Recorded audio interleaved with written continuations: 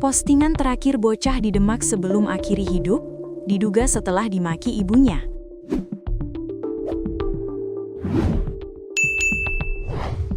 Bocah tersebut sempat memposting chat sang ibu kepada dirinya yang berisi kata-kata kasar.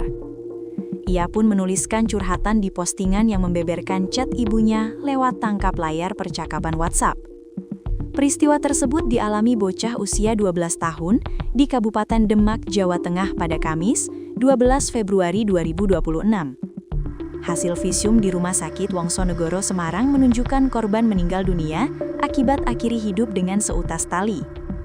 Kasat Reskrim Polres Demak, IPTU Anggah Mardwi Fitriyono, membenarkan adanya unggahan tangkapan layar percakapan WhatsApp bernada makian dari ibunya.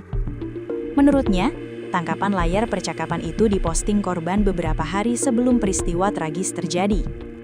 Screenshot chat dari ibu ke korban lalu diunggah oleh korban di WhatsApp beberapa hari sebelum peristiwa terjadi. Kata Anggah, Jumat 13 Februari 2026, dikutip dari tribunjateng.com.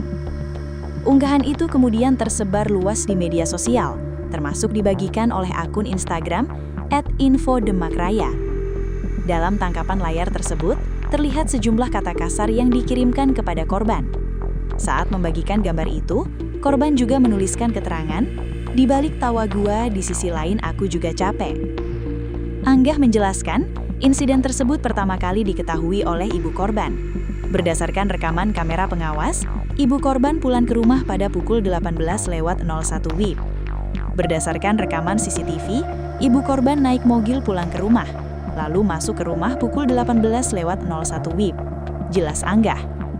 Tak lama setelah masuk, sang ibu mendapati anaknya sudah dalam kondisi tergantung. Ia kemudian keluar rumah dan berteriak meminta pertolongan. Jam 18.03 WIB, ibu korban keluar dan berteriak. Jadi ibu korban inilah yang pertama mengetahui anaknya akhiri hidup, ujar Anggah. Warga yang mendengar teriakan tersebut segera berdatangan. Korban lalu dilarikan ke Rumah Sakit Wongsonegoro Semarang menggunakan mobil milik ibunya yang dikemudikan tetangganya, sementara sang ibu mengikutinya dengan menggunakan sepeda motor. Dibawa ke Rumah Sakit Wongsonegoro Semarang menggunakan mobil ibunya yang dikemudikan oleh tetangganya. Ibu korban mengikutinya dengan menggunakan sepeda motor, tutur Anggah.